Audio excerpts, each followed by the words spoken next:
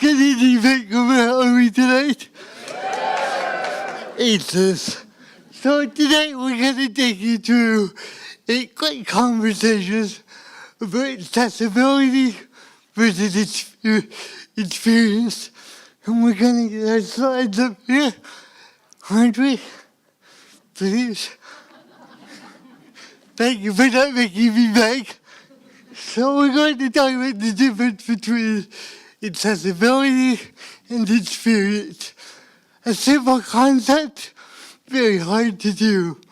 So I'm going to walk you through quickly what that looks like, how we do it day to day in complex organizations, and how we make that work from a profit perspective. All in 7 minutes. No pressure, right? Next slide, please. So this is an advertisement that you will never see. If you see this advertisement, it means somebody at Walmart lost their jobs. You would never see a store advertise the fact that they have front doors. Ever. Why? Because people don't go to stores for front doors. They go for what's behind the door. For Walmart shoppers, they go to Walmart because they get great stuff at low prices. Pretty simple, very good. But we do this in disability every damn day. We look at minimums, we look at standards, we don't look at the experience of the customer. And that, we have a technical word for it, it's called stupidity. We wonder why this doesn't work. Well, you would never see a business do this. You'd never see government do this. So why in disability do we do this every day? Well, there's a lot of reasons why, but the big reason is we don't talk to the customer.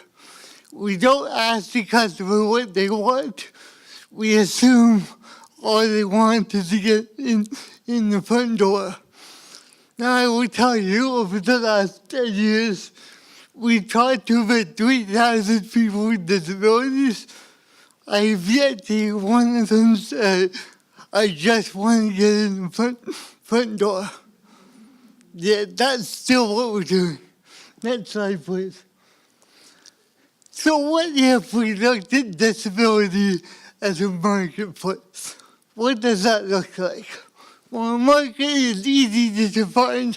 It's a collection of people with demand dates and supply dates.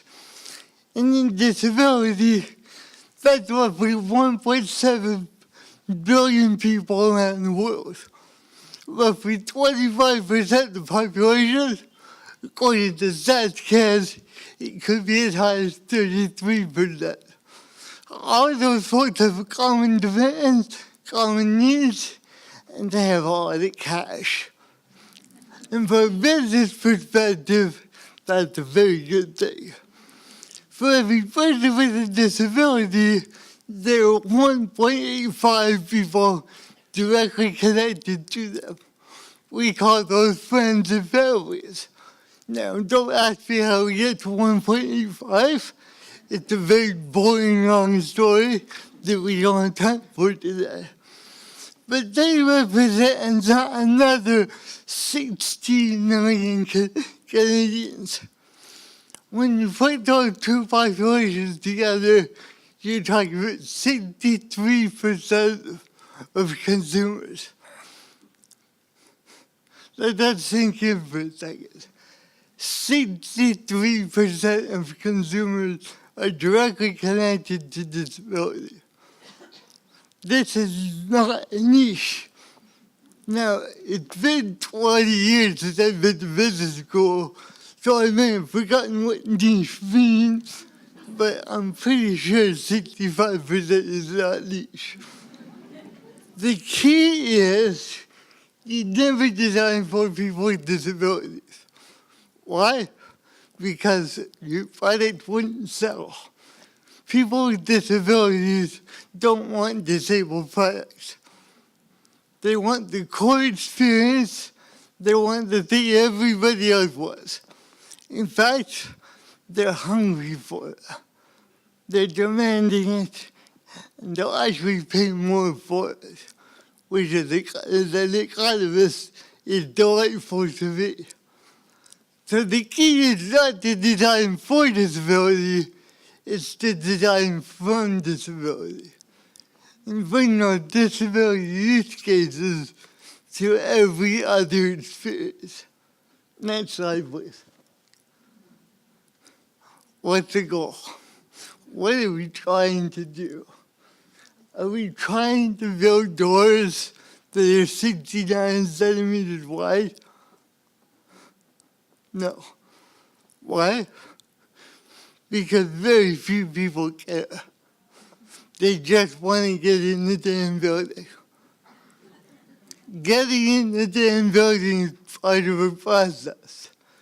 The end goal, as this precocious 3-year-old is demonstrating, is to be delighted. Delight is a very powerful word. It's emotional, it conveys satisfaction, and it's rarely linked to legislation. In fact, the only person delighted by legislation is a lawyer.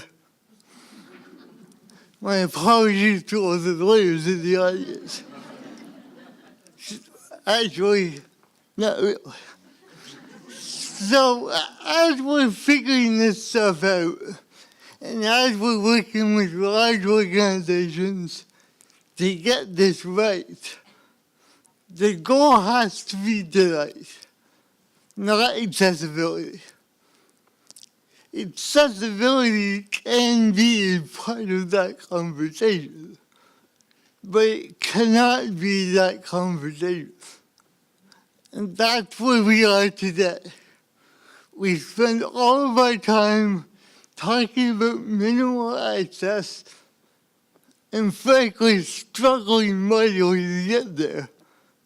But it's actually a very small subset of getting to delight.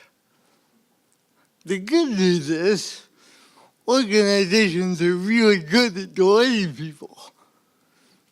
They just have never thought about delighting people with disabilities.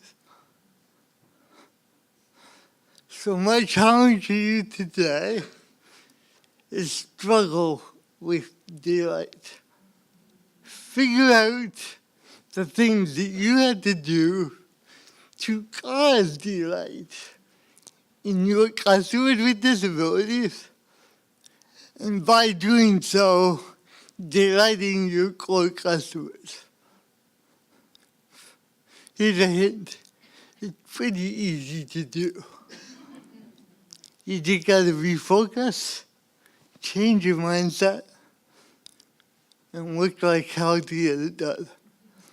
Thank you very much. Enjoy the rest of the evening.